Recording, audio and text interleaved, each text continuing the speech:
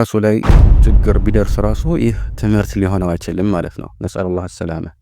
እንዲሁም በሌላ አንቀጽ ላይ አላህ ሱብሓነሁ ወተዓላ አወለም ኑመኪን ለሁም ሐረመን አሚነን ዩጅባ ኢለይሂ ተመራቱ ኩሊ ሸይኢን ሪዝቀን ሚን ለዱና፣ ጸጥተኛ የሆነ ሰላም የሰፈነበት የሐረም ክልል አላመቻቸንላቸውም ወይ?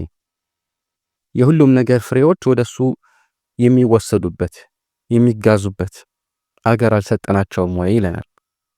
ስለዚህ አላህ ሱብሓነሁ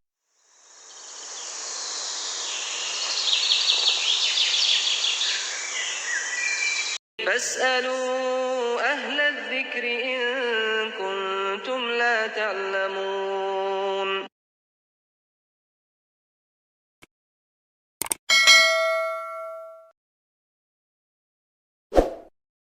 አልሐምዱሊላሂ ዚል ዐርሺል መጂድ አልፈዓሊ ሊማ ዩሪድ አለዚ ዩብዲኡ ወዩዒድ يخفض القسط ويرفعه يرفع إليه عمل الليل قبل عمل النهار وعمل النهار قبل عمل الليل يعز من يشاء ويذل من يشاء كل يوم هو في شأن والصلاة والسلام على نبي الهدى والرسول المجتبى الذي أرسله الله رحمة للعالمين وإماما للمتقين فصلوات الله وسلامه وبركاته عليه وعلى آله وأصحابه والتابعين لهم بإحسان إلى يوم الدين. أما بعد الله سبحانه وتعالى የሻውን መስራት የሚችል ፍጥረተ ዓለምን በሙሉ ስልጣን የሚቆጣጠርና የሚያስተናብር ክስተቶችን የሚቀያየርና በጥበብ የሚያስኬድ ፍጹም ጌታ ነው። እርሱ የሚወስናቸውና የሚፈጽማቸው ድርጊቶች ሁሌም ቢሆን በጥበብ የታጀቡ ናቸው። ታዲያ ነገሮች ሲቀያየሩ፣ ሁኔታዎች ሲፈራረቁ ሙስሊሞች ሁልጊዜም ቢሆን አዳዲስ ክስተቶችንና ሁኔታዎችን የሚያስተናግዱባቸው መርሆዎች አሏቸው። ግን ብዙዎች ምናልባት ነገሮችን በምን መልኩ ማስተናገድ እንዳለባቸው፣ ችግሮችን ወይም ፈተናዎችን በምን መልኩ መጋፈጥ እንደሚገባቸው ላይረዱ ይችላሉ። ያም ሆነ ይህ ኢስላም ለሁሉም ችግር መፍትሄ ያለው ሁለንተናዊ የህይወት መንገድ ነው። ታዲያ ሁሉንም ህዝብ የሚመለከቱ አስፈላጊና አንገብጋቢ ጉዳዮች ላይ ሰዎች በስሜት እየተነዱ የሚወስዷቸው እርምጃዎች ብዙ ዋጋዎችን ሊያስከፍሏቸው ይችላሉ። ስለዚህ ነገሮችን ረጋ ብሎ ማጤን፣ ሳይቸኩሉ አመሳክሮና አስተውሎ መንቀሳቀስ ተገቢ ነው። ከዚህ አንጻር አሁን ባለንበት ጊዜ በሀገራችን እየተከሰቱ ያሉ በርካታ ክስተቶች አሉ እና ሰዎች ደግሞ እነዚህን ክስተቶች የሚጋፈጡባቸው ስሜቶች እና ግንዛቤዎች የተለያዩ ሊሆኑ ይችላሉ። ሆኖም ሁላችንንም ሊያስማሙ የሚችሉ በርካታ ጉዳዮች አሉ። ከነዚህ መካከል 6 ዋና ዋና ነጥቦችን ለማስታወስ እሞክራለሁ። አብዛኛዎቹ ወይም ሁሉም ነጥቦች ሁሉም ዘንድ ተቀባይነት ሊያገኙ የሚችሉ ሰዎች ሙስሊም ስለሆኑ ብቻ ሳይሆን ሙስሊም ባይሆኑ እንኳን ሊስማሙባቸው የሚገቡ ርዕሶች ናቸው። እናም ከአብዛኛዎቹ ወንድሞችና እህቶች የተሰወሩ ሆነው ሳይሆን መተዋወስ ጠቃሚነት አለውና ለመመካከር ያህል ነው ማለት ነው። የመጀመሪያው ነጥብ የሰላም ዋጋን እና አስፈላጊነትን የተመለከተ ነው። አንዳንድ ሰዎች ዘንድ ስለ ሰላም አስፈላጊነት መናገር የተወሰኑ ፖለቲከኞችና ካድሬዎች ድርሻ ይመስላቸዋል። ይህ ስህተት ነው። ሰላም እና መረጋጋት አላህ ለህዝቦች ከሚሰጣቸው በርካታ ጸጋዎች መካከል ከዋነኞቹ የሚመደብ ነው። ለዚህም ነው አላህ ሱብሓነሁ ወተዓላ በተለያዩ የቁርአን አንቀጾች ላይ የሰላምን አስፈላጊነት እና የዋጋውን ትልቅነት ብሎም በተለያዩ ህዝቦች ላይ የዋለው ትልቅ ጸጋ እና ውለታ መሆኑንም የሚገልጸው። ስለዚህ ይህ ምስጋና የሚያስፈልገው ትልቅ ከአላህ ዘንድ የተሰጠን ጸጋ ነው ማለት ነው። ለምሳሌ ፈሊዕቡዱ ረበ ሃዘል በይት አለዚ አጥዐመሁም ሚን ጁዕን ወአመነሁም ሚን ኸውፍ ይላል። የዚህም ቤት ጌታ ይገዙ ያምልኩ ካለ በኋላ ያ ከረሃብ በኋላ ያበላቸው ከፍርሃትም በኋላ ሰላምን የሰጣቸው ጌታ ይላል። ልብ ሊባል የሚገባው አላህ ሱብሓነሁ ወተዓላ ምግብ ማጣትንና ሰላም ማጣትን አንድ ላይ ቆራኝቶ ጠቅሷቸዋል። ይህ ደግሞ በዚህ አንቀጽ ላይ ብቻ አይደለም። في سورة النحل وضرب الله مثلا قرية كانت آمنة مطمئنة يأتيها رزقها رغدا من كل مكان فكفرت بأنعم الله فأذاقها الله لباس الجوع والخوف بما كانوا يصنعون. ሰላምና መረጋጋት ሰፍኖባት የነበረችን አንዲትን መንደር ወይም አካባቢ እንደ ምሳሌ ጠቀሰ። የዚህ መንደር ሲሳይ ከሁሉም ቦታ በምቾት ወደ እነሱ ይመጣላቸው ይፈስላቸው ነበር እና በድሎት እና በፍስሐ እየኖሩ ነበር ማለት ነው። ታዲያ እነሱ የአላህን ጸጋ አላመሰግኑም። ፈከፈረት ቢአንዑሚላህ በአላህ ጸጋዎች ካዱ። በምስጋና ፈንታ ክህደትን አስከተሉ። እናም ውጤቱም እንደሆነ ሲያወሳ ፈአዛቀህ አላሁ ሊባሰል ጁዕ ወልኸውፊ ቢማ ካኑ የስነዑን የረሃብና የፍርሃት ልባስን አለበሳቸው። ለምን? ቢማ ካኑ የስነዑን ይሰሩት በነበሩት ስራ የተነሳ ማለት ነው። እናም ሰላምን ማጣት ምግብን ከማጣት ጋር የተቆራኘው ምናልባት የሰላም ዋጋ ከምግብ ዋጋ ጋር ተገናኝነት ስላለው ይሆናል። ማለትም ሰዎች ልክ ምግብ እንደሚያስፈልጋቸው ሁሉ ሰላምም ያስፈልጋቸዋል ማለት ነው። እንዲሁም አላህ ሱብሓነሁ ወተዓላ ምን ይላል?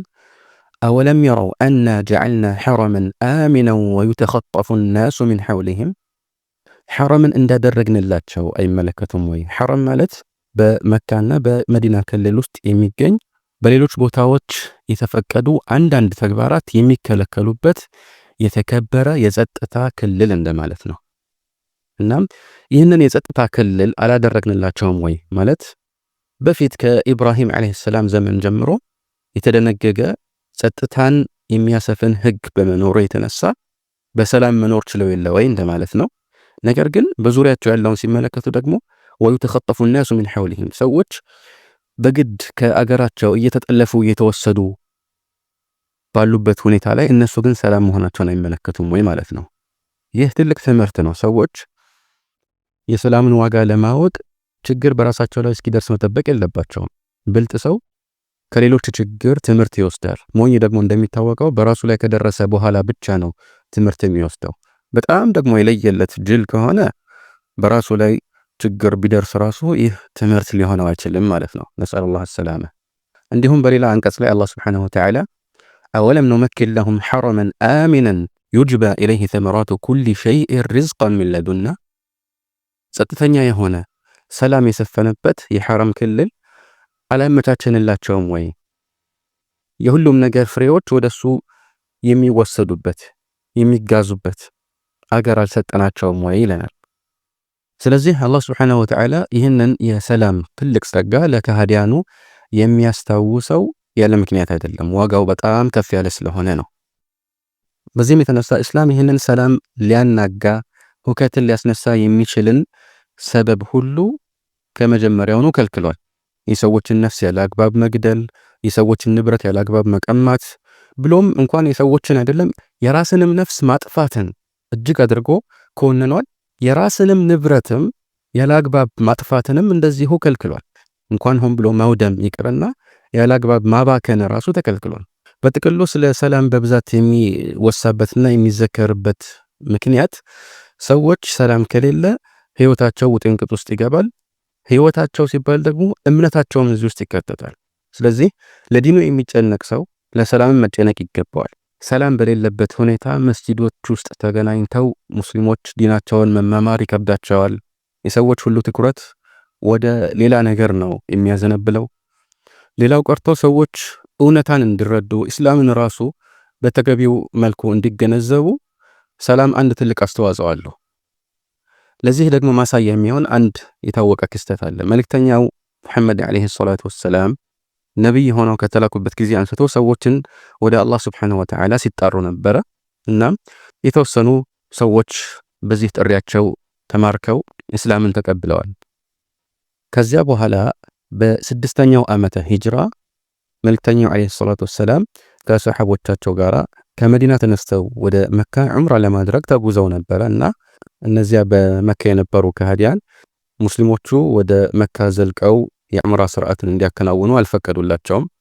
እናም በዚያው ሁኔታ ላይ በሁለቱ ወገኖች መካከል የሰላም ስምምነት ተፈጽሞ ነበር።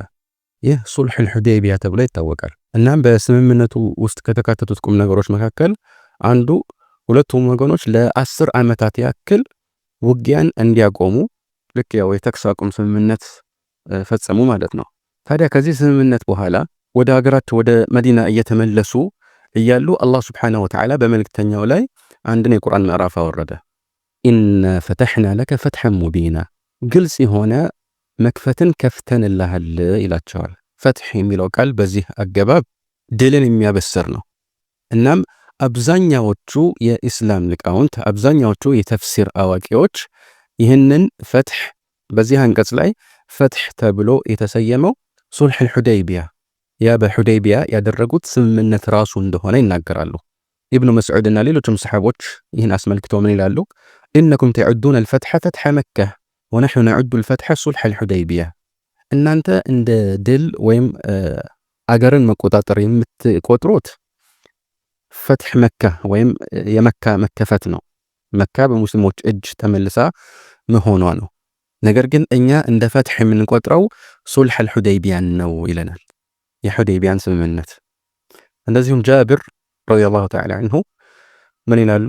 ማ ኩና ነዑዱ አልፈትሐ ኢላ የውም አልሑደይቢያ፣ ፈትሕ ብለን የምንቆጥረው የውም አልሑደይቢያ የሑደይቢያን ቀን እንጂ ሌላን አልነበረም ይላሉ። ወዛሊክ አነስ ብኑ ማሊክ ረዲየላሁ ተዓላ አንሁ ኢና ፈተሕና ለከ ፈትሐን ሙቢና የሚለውን አንቀጽ ሲያብራሩ ቃል አልሑደይቢያ፣ ይህ ፈትሕ የተባለው ሑደይቢያ ነው፣ የሑደይቢያ ስምምነት ማለታቸው ነው። ይህንን አልቡኻሪ እና ሌሎች ዘግበውታል። ታዲያ መልእክተኛው ዓለይሂ ሰላቱ ወሰላም ከዚህ በፊት እንደ በድር ዘመቻ ያሉ ድልን የተቀዳጁባቸው ክስተቶች ነበሩ። ግን ከነዚህ በተለየ መልኩ አላህ ሱብሓነሁ ወተዓላ ይህንን የሰላም ስምምነት ፈትሕ ብሎ የጠራበት ምክንያት ምን ይሆን? ይህ ግልጽ የሆነ ምክንያት ነው። ዑለማዎችን በተለያዩ ክታቦቻቸው ላይ አስፍረውታል። ነገር ግን ከቀደምት የኢስላም ሊቃውንት ንግግሮች መካከል አንዱን ለመጥቀስ ያህል አልኢማም አዙህሪ ሙሐመድ ብን ሽሃብ አዙህሪ ታላቁ ታቢዒ ይህን አስመልክቶ ኢብኑ ኢስሐቅ እንደሚያስተላልፉት እና ኢብኑ ሂሻም በታወቀው የሲራ መጽሐፋቸው እንደሰፈሩት ምን ይላሉ? ማ ፉቲሐ ፊል ኢስላም ፈትሑን ቀብለሁ ካነ አዕዘመ ሚንሁ፣ በኢስላም ከሱ ማለትም ከሱልሑል ሑደይቢያ የበለጠ ድል ኖሮ አያውቅም ይላል። ትልቁ ድል ይህ ነው ይላል። በመቀጠልም ከዚያ በፊት ሰዎች የነበሩበትን ሁኔታ ሲያወሳ ኢነማ ካነ አልቂታሉ ሐይቱ ልተቀ ናስ፣ ከዚያ በፊት ግን ሰዎች እንደ ጠላት ያው ሲገናኙ ውጊያ መከሰቱ አይቀርም ነበረ። ፈለማ ካነት ልሁድና ወውضዐት ልሐርብ ወአመነ ናሱ ባዕضሁም ባዕضን ወልተቀው ፈተፋወዱ ፊ ልሐዲት ወልሙናዘዓ ፈለም ዩከለም አሐዱን ቢልእስላም ያዕቂሉ ሸይአን ኢላ ደኸለ ፊህ። ነገር ግን ይህ የሰላም ስምምነት ሲጸድቅ ጦርነትም ሲቀር እንደዚሁም ሰዎች ከፊሎቹ ለከፊሎች ሰላምን ሲሰጡ ማለት እርስ በእርስ መተማመን በመካከላቸው ሲሰፍን እናም ተገናኝተው በንግግር አንድ ሁለት መባባል ሲጀምሩ በመረጃ መወያየት ሲጀምሩ ምን ሆነ ይለናል? አእምሮው ክፍት የሆነ ግንዛቤ ያለው ሰው ሁሉ ስለ ኢስላም ሲነገረው ቀጥታ ወደ ኢስላም መግባት እንጂ ሌላ አማራጭ አልነበረውም ይለናል። ስለዚህ ይህ ዲንን ለማሰራጨት ይበልጥ የተመቸ ነበረ ማለት ነው። ይህ ደግሞ ኢስላም በአብዛኛው በምን እንደተስፋፋ የሚያሳይ ነው። ቀጥሎ ምን ይላል?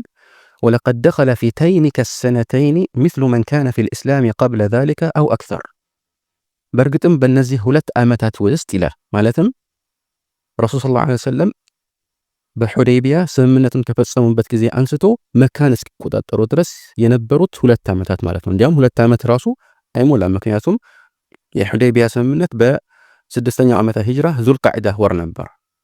ከዛ በኋላ መልእክተኛው ዐለይሂ ሰላቱ ወሰላም መካን ደግሞ የተቆጣጠሩት በ8ኛው ዓመተ ሂጅራ በረመዳን ወር ነበር። ይህም የሆነበት ምክንያት እነዚያ በመካ የነበሩት የአጋሪያኑ መሪዎችና ባላባቶች የ10 ዓመቱን የሰላም ስምምነት በማፍረሳቸውና ካፈረሱ ሌሎች ወገኖች ጋር ደግሞ አብረው በመተባበራቸው ነው። ያም ሆነ ይህ አዙህሪ ንግግራቸውን ሲቀጥሉ ወለቀድ ደኸለ ፊ ተይኒከ ሰነተይን ሚስሉ መን ካነ ፊል ኢስላም ቀብለ ዛሊከ አው አክተር፣ በእነዚህ በ2 ዓመታት ብቻ ከዚያ በፊት በነበሩት ዓመታት ከሰለመው ኢስላምን ከተቀበለው ሰው የማይተናነስ ወይ ከዚያ የሚበልጥ ሰው ኢስላምን ተቀብሏል ይኑላል። ምን ማለት ነው? መልእክተኛው ዐለይሂ ሰላቱ ወሰላም ጥሪያቸውን ከጀመሩበት ጊዜ አንስቶ እስከ ሱልሑል ሑደይቢያ ድረስ 19 ዓመታት አልፈዋል። ማለትም ከሂጅራ በኋላ 6ኛ ዓመት ላይ እንደሆነ አውቀናል። ከዛ በፊት ደግሞ በመካ ያሳለፏቸው 13 ዓመታት አሉ እና እነዚህን አንድ ላይ ስንደምር 19 ዓመታት አሉ ማለት ነው። በ19 ዓመታት ከሰለመው ህዝብ በሁለት ዓመቱ የሰላም ጊዜ የሰለመው ህዝብ ቁጥር ያየለ ነው ማለት ነው። ይህንን ኢብን ሂሻም በሲራ መጽሐፋቸው ሲያብራሩ ምን ይላሉ? ወደሊሉ ዐላ ቀውል ዙህሪይ አነ ረሱለላህ ሰለላሁ ዐለይሂ ወሰለም ኸረጀ ኢለል ሑደይቢየቲ ፊ 1400። ይህንን የኢማም ዙህሪ ንግግርን ትክክለኝነት የሚያሳየው ነገር አሉ መልእክተኛው ዐለይሂ ሰላቱ ወሰላም ወደ ሑደይቢያ ሲሄዱ 1400 ያክል ተከታዮችን ይዘው ነው የተጓዙት። ይህ እንግዲህ አልቡኻሪና ሙስሊም ላይ ጭምር ያለ ትክክለኛ ዘገባ ነው። አንዳንድ ዘገባዎች ላይ አንዳንድ ሰሐቦች 1500 ነበሩ ይላሉ። ያም ሆነ ይህ በ1400 እና በ1500 መካከል ነበረ ቁጥራቸው። እናም خرج إلى الحديبية في 1400 في قول جابر بن عبد الله በሚያስተላልፉት ዘገባ ላይ 1400 ያክል እንደነበሩ ተነግሯል። ثم خرج عام فتح مكة بعد ذلك بسنتين في 10,000 ከዛ በኋላ ከሁለት ዓመት በኋላ ብቻ መካን ለመቆጣጠር ባደረጉት ጉዞ ላይ 10,000 ተዋጊ ይዘው ነው የገቡት። ስለዚህ በሑደይቢያ ስምምነት ላይ ከፍ አድርገን 1500 ነበሩ ብንል እንኳን ሁለት ዓመት ባልሞላች የሰላም ጊዜ 8500 ያክል አዲስ ተከታይ አፍርተው ነበር። ከዛ በፊት ግን 1500 ያክል ብቻ ነበሩ። ልብ በሉ ይሄ በጦርነትና መሰል ክስተቶች ላይ የማይሳተፉትን ሴቶችንና ህፃናትንና ትላልቅ ሰዎችን ወይም በሆነ አጋጣሚ ሳይመቻቸው የቀሩትን የሚያካትት አይደለም። ነገር ግን የለውጡ ማሳያ ነው። ሁለት ዓመት ባልሞላ ጊዜ ውስጥ ያገኙት ትርፍ በ19 ዓመታት ውስጥ ካገኙት ትርፍ የላቀ ነው፣ ያውም በብዙ እጥፍ። ስለዚህ ሰላምና መረጋጋት ለዲን ለዳዕዋ ራሱ የሚያበረክተው አስተዋጽኦ እጅግ በጣም ከፍ ያለ ነው። ነገር ግን ይህንን ብዙዎች ባለመገንዘብ ምናልባት ሰላምን የሚያደፈርሱ ክስተቶች ላይ በቀጥታ ባይሳተፉ ራሱ በተዘዋዋሪ የሚሳተፉባቸው አጋጣሚዎች አሉ። በቀጥታ ተሳትፈው ሰዎችን የሚገድሉ ወይ ንብረትን የሚያወድሙትን እንዲያው ስለነሱ ብዙ ማለት የሚያስፈልግ አይመስለኝም። ሆኖም ግን ከኋላ ሆነን በንግግርና በመሰል ድጋፎች ሰዎች እርስ በርስ እንዲባሉ፣ ሰላም እንዲጠፋ፣ ሁከት እንዲያጎለብት አስተዋጽኦ የምናደርግ ብዙ ልንኖር እንችላለን። ንግግራችን የሚያመጣውን ተጽዕኖ ሳናስብ እንዲሁ ያለ ገደብ ድጋፍን ወይም ተቃውሞን እንሰነዝራለን። ይህ ደግሞ ከተጠያቂነት አያድነንም። ኃላፊነት የጎደላቸውን ቃላት እንዲሁ መሰንዘር ማብቃት ይጠበቅበታል። አንዳንድ ጊዜ እኮ የትላልቅ እልቂቶች መነሻ ንግግር ሊሆን ይችላል። ጦር ያልፈታውን ወሬ ይፈታዋል ነው ነገሩ። ስለዚህ ችግሮች በተፈጠሩ ቁጥር ገና ሳይባባሱ የማረጋጋት ስራ መስራት የሁሉም ኃላፊነት ሊሆን ይገባል። ትንሽ እሳት ደግሞ ያው ቶሎ አስፈላጊ እርምጃ ካልተወሰደ አገር ልታጠፋ ትችላለች እና ለዚህ ለሁከት እና ለአላስፈላጊ እልቂት የሚያበቁ ክስተቶችን በአጠቃላይ ገና ሳያድጉ በፊት ቶሎ የማርገብና የማረጋጋት ስራን መስራት ልማዳችን ሊሆን ይገባል። አንዳንድ ጊዜ ደግሞ ቃል ባንናገር እንኳን የሆነ ቦታ በመገኘታችን ብቻ የአንድ ወገን ደጋፊ ተደርገን እንታሰብና ያ ወገን የሚፈጽመውን ጥፋት ሁሉ የምንደግፍ ሊመስል ይችል ይሆናል። በተለይ ተሰሚነት ያለን ሰዎች ከሆንን። ይህን የሚያሳይ አንድ ምሳሌ ከታሪክ ልጥቀስ። አዩብ አልሰኽቲያኒ ረሂመሁላህ በኢብን አልአሽዓት የፈተና ወቅት የተከሰተ አንድን ክስተት ሲያወሳልን የሚከተለውን ይላል። ያው የኢብን አልአሽዓት ፈተና ማለት አብዱራህማን ኢብን አልአሽዓት በተባለው ግለሰብ መሪነት የተነሳ አንድ ፈተና ነበረ። እሱም አልሐጃጅ ኢብን ዩሱፍ በነበረው የበደል አቋም የተነሳ እሱ ላይ አምፀው የወጡ ብዙ ሰዎች ነበሩ እና እነዚህ አማጽያን በተቻላቸው አቅም የሰዎችን ልብ ለመማረክ ከነሱ ጋር የተወሰኑ ዓሊሞችን ለመቀላቀል ይሞክሩ ነበረ። እናም አዩብ አልሰኽቲያኒ እንደሚለው ቂለ ለኢብን አልአሽዓት ኢን አረድተ አን ዩቅተሉ ሐውለከ ከማ ቁቲሉ የውም አልጀመል ሐውለ ጀመል ዓኢሻ ፈአኽሪጅ መዐከ ሙስሊም ብነ የሳር ፈአኽረጀሁ ሙክረሃን። ለኢብን አልአሽዓት ምን ተባለ? ሰዎች ልክ የዓኢሻ ግመል ዙሪያ ሆነው እሷን ለመከላከል ያው የሞት ሽረታቸውን ህይወታቸውን ሰውተው እንደተዋጉት በአንተም ዙሪያ ሆነው ህይወታቸውን እየሰው እንዲዋጉልህ ከፈለክ ሙስሊም ኢብን የሳርን ይዘህ ውጣ አለው። ማለት ሰዎች ይህንን ሰው ስለሚወዱት እሱ ከነሱ ጋር በሚሆንበት አጋጣሚ ለመከላከል ብለው ትልቅ መስዋዕትነት ይከፍላሉ ለማለት ነው። እናም ይህንን ሲሰማ እሺ ብሎ ሳይፈልግ በግድ ከነሱ ጋር እንዲቀላቀል ይዞት ሄደ። እናም አዩብ ረሒመሁላህ ከአቡ ቂላባ በሚያስተላልፈው ምን ይላሉ አቡ ቂላባ ቃለ ሊሙስሊም ብኑ የሳር ይህ እንግዲህ ያ ክስተት ካለፈ በኋላ ነው ወደፊት ኢኒ አሕመዱላህ ኢለይክ አኒ ለም አርሚ ቢሰህሚን ወለም አድሪብ ፊሃ ቢሰይፍ እኔ አላህን አወድሳለሁ አመሰግናለሁ ምክንያቱም አንድም ቀስት አልወረወርኩም በሰይፍም አንድም ቢሆን አልተማታሁም ማለት ያው ይዘውን ወጡ እንጂ አልተወጋሁም ማለታቸው ነው በዚህ ጊዜ አቡ ቂላባ ምን አልኩት አሉ فكيف بمن رآك بين الصفين فقال هذا مسلم بن يسار لن يقاتل إلا على حق فقاتل حتى قتل ታዲያ መዋጋቱንስ አልተዋጋህም ይባል አንተን በሁለቱ የጦር ሰልፎች መካከል ያየ እና ይህ እኮ ሙስሊም ኢብኑ የሳር ነው እሱ የሚዋጋው ሐቅ ላይ ቢሆን እንጂ ለሌላ አይደለም ብሎ አንተን ተከትሎ ተጋድሎ የሞተ ሰውንስ አስመልክቶ እንዴት ታደርጋለህ አለው ይህንን ሲለው ሙስሊም ኢብኑ የሳር አለቀሰ قال فبكى والله حتى وددت أن الأرض انشقت فدخلت فيها በጣም አለቀሰና ከማልቀሱ የተነሳ ምድር ተሰንጥቃ ውስጥ ብገባ ወይም ብትውጠኝ ተመኘሁኝ አሉ ማለት ሙስሊም ኢብኑ የሳር ረሂመሁላህ በጣም ከመጸጸቱ የተነሳ በዚህ መልኩ ሲያለቅስ ለምን ይህን ተናገርኩኝ ብዬ ተቆጨሁኝ ማለታቸው ነው ይህ ክስተት አልቡኻሪ التاريخ الكبير በሚባለው መጽሐፋቸው እንዲሁም ኢብኑ ዓሳኪር እናም الفسوي في كتاب المعرفة والتاريخ ያሰፈሩት ነው